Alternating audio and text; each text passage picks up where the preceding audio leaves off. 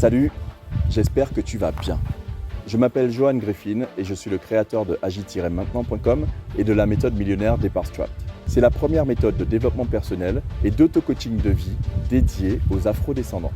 Je l'ai créée en 2015 alors que j'avais moi-même du mal à engager un professionnel pour m'aider à faire mon suivi. Désormais, je la mets à disposition de toutes les personnes qui ont envie de prendre en main leur auto-coaching de vie en m'adressant bien évidemment tout en particulier à la communauté afro-descendante. Dans cette vidéo, je te dévoile 3 manières de retrouver ton estime personnelle. Je les ai moi-même mises en pratique depuis 2012 et grâce à tout ce travail, je peux aujourd'hui témoigner de mon expérience et t'expliquer comment tu peux retrouver dans une mesure ton estime personnelle grâce aux 3 exercices simples que je vais te présenter dans cette vidéo. J'ai moi-même poursuivi un travail de retour à l'estime personnelle depuis 2012. J'ai entamé ce processus pour retrouver mon estime personnelle alors que j'avais constaté une succession d'échecs dans mon quotidien. Et ça, sur tous les domaines de vie.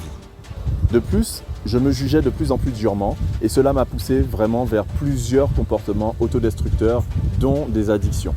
Ces dernières années, j'ai donc cherché à me défaire de ces comportements, mais j'arrivais pas à comprendre qu'ils étaient directement liés à mon manque d'estime personnelle. Nous pouvons perdre notre estime personnelle de nombreuses manières. Le plus souvent, nous perdons notre estime personnelle à cause de souffrances, de douleurs dans la vie. Le plus souvent, nous perdons notre estime personnelle à cause de moments douloureux. Une grande perte d'estime peut aussi prendre sa source dans notre enfance. Mais ce processus se fait et se défait de la même manière. Dans certaines familles, le manque d'estime personnelle se transmet de génération en génération. Cela peut provoquer des déviances et notamment des addictions. Je peux en parler, ce fut moi-même mon cas. S'estimer, c'est s'aimer, c'est aussi se respecter. En découvrant cela, j'ai voulu maîtriser mon retour vers l'estime personnelle. Pour cela, j'ai tout d'abord cherché à me rassurer en cherchant à tout prix ma propre valeur. Pour ce faire, je me suis dirigé vers des groupes qui avaient tendance à remarquer les endroits où j'étais bon, les endroits où j'apportais de bons résultats et qui avaient tendance à m'encourager vers ces bons résultats. J'ai également changé d'environnement progressivement et ça, nous en parlons tout de suite. La méthode Coué m'a beaucoup aidé. Au début, je voulais réduire le bruit et l'ambiance négative qui régnait dans mon esprit. Ensuite, je me suis mis à faire de l'autosuggestion et des répétitions de phrases d'autosuggestion. Mais rapidement, j'ai arrêté avec les phrases d'autosuggestion puisque je me suis rendu compte que les résultats prenaient trop de temps à arriver. Je suis donc parti à la recherche d'autres méthodes et je vais te transmettre quelques-unes de ces méthodes dans cette vidéo. De plus, en tant que commercial, j'ai eu la possibilité de mettre en pratique à plusieurs reprises toutes les méthodes et les techniques que j'apprenais en développement personnel. Cela m'a permis d'être en relation beaucoup plus simplement avec mes clients et petit à petit d'améliorer mes compétences, mes performances en tant que commercial, là où au début, je ne savais même pas vendre un crayon. Je t'invite à écouter attentivement cette vidéo et à prendre des notes si tu apprends des choses de nouveau. Premier conseil, respecte tes engagements.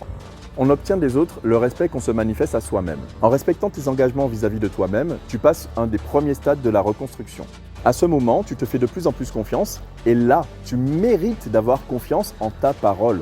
Avoir confiance en sa parole, selon moi, c'est d'ailleurs le meilleur moyen d'avoir confiance en soi ou de retrouver confiance en soi.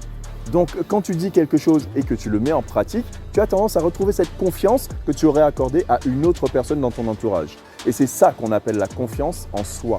Enfin, selon moi, tu as peut-être des habitudes néfastes dont tu désires te débarrasser. Le manque d'estime personnelle en fait peut-être partie.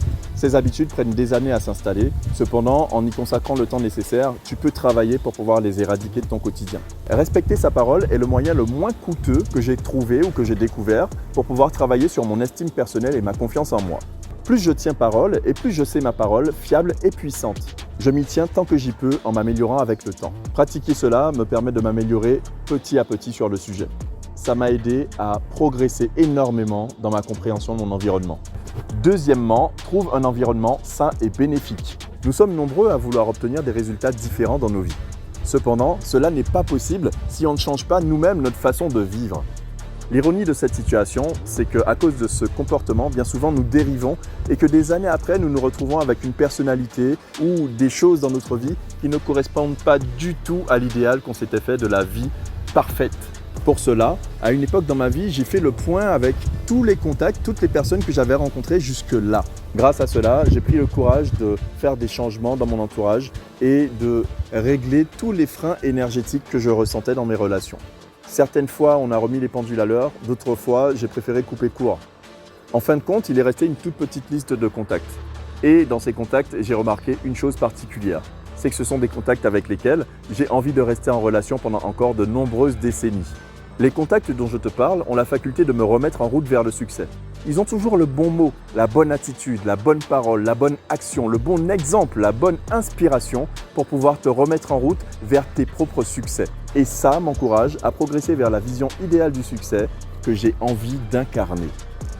Dans un environnement sain, on trouve naturellement des personnes qui nous aident à prospérer. Si tu veux changer de vie, pense notamment à faire progresser ton environnement avec les années. Tu pourras donc t'entourer de relations harmonieuses et solides. Troisième conseil, tombe amoureux de toi-même. L'estime justifie de la valeur et l'être humain aime ce qui a de la valeur à ses yeux. D'ailleurs, s'aimer, c'est s'estimer, c'est aussi reconnaître sa valeur profonde. J'ai compris cela en constatant à un moment de ma vie que je me dirigeais vers des ambitions contraires à mes propres ambitions. J'étais comme piégé dans une boîte qui déterminait par avance l'homme que je suis censé être. En t'aimant, tu te fais le plus beau des cadeaux. Selon moi, s'aimer, c'est s'offrir le meilleur. Les meilleurs conseils, les meilleurs repas, les meilleurs vêtements, le meilleur tout, la meilleure vie, les meilleures collaborations, la meilleure compagne de vie. En regagnant ton estime personnelle, tu redeviens ton propre supporter. En étant ton meilleur supporter et en répondant à tes propres besoins, tu reprends la responsabilité de ta vie en main. D'ailleurs, qui de mieux que toi peut t'aider à gagner de l'argent, à retrouver la paix intérieure, à te projeter vers l'avenir, vers l'idéal que tu t'es fixé? Quand on aime, on donne le meilleur. Et quand toi tu finiras par t'aimer, tu finiras par t'accorder tout ce qu'il y a de meilleur autour de toi, bien sûr en protégeant l'intégrité de ceux qui t'entourent. Je dépasse cette étape régulièrement, notamment quand il faut aller faire mon sport, parce que des fois, oui, il peut m'arriver d'avoir la flemme. Et quand j'ai la flemme, je me rappelle à quel point je m'aime. Et je me dis la chose suivante. Rappelle-toi que si tu ne vas pas chercher la douleur, si tu ne vas pas chercher la souffrance, à un moment, c'est elle qui viendra te chercher. Ce type de messages, même si ce ne sont pas vraiment ce que j'appellerais des messages d'amour, sont des messages qui me permettent de me rappeler à quel point je m'aime et à quel point je me veux du bien. Pense à célébrer tes victoires, reste patient et félicite-toi à chaque petite étape réalisée. Progressivement, j'ai obtenu des résultats avec cette méthode et c'est pour ça que je t'en parle. D'ailleurs, ça me fait vraiment chaud au cœur de pouvoir te partager ces informations dans cette vidéo. En produisant cette vidéo, je me rends compte que je te donne des conseils que j'aurais kiffé obtenir lorsque j'ai démarré en développement personnel il y a déjà quelques années, en 2011. Et pour arriver à retrouver l'estime personnelle qui me permet de te produire cette vidéo, j'ai notamment mis, entre autres, en pratique les 3 éléments que je t'ai présentés dans cette vidéo.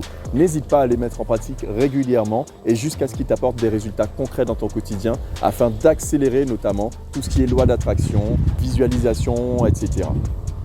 Pour conclure, je dirais que tu connais désormais 3 pratiques vertueuses en développement personnel. Elles t'aideront à retrouver ton estime personnelle avec le temps. Mets-les en pratique. Agis maintenant. Ces 3 pratiques font partie de celles qui m'ont aidé à retrouver mon estime personnelle depuis 2012, comme je te l'ai déjà expliqué. Le processus a été long, ardu, mais extrêmement satisfaisant dans la mesure où il m'a permis d'apprendre à mieux me connaître et quasiment de devenir intime à moi-même. C'est-à-dire que je vivais complètement à côté de moi avec des valeurs qui n'étaient pas les miennes et qu'en apprenant à me connaître, en apprenant à retrouver mon estime personnelle, j'ai appris à m'accepter et à retrouver cet amour qui a grandi progressivement en moi. Rappelle-toi que la transformation personnelle est un processus tout bonnement personnel. Et si je te parle de moi, mes transformations personnelles, c'est parce que j'ai vraiment envie de t'inspirer à agir et maintenant pour pouvoir obtenir les transformations que tu désires voir se manifester dans ton quotidien. Grâce à des outils que j'utilise notamment lors de mes séances de coaching, j'ai réussi à me sentir tellement mieux dans mon quotidien qu'aujourd'hui je choisis de partager ces outils avec toi. Ça m'a aidé à me sentir mieux dans ma peau. Bon, j'espère que cette vidéo t'aura plu. N'hésite pas à la liker, à la partager, à la commenter si effectivement ça a été le cas, si tu te sens aligné au message qu'elle t'a renvoyé. Surtout, abonne-toi à la chaîne, clique sur ta cloche de notification afin d'avoir les dernières notifications concernant la chaîne. Profite des conseils que je viens de te donner, agis maintenant, mets-les en pratique en permanence et je te dis à la prochaine vidéo. Ciao, ciao!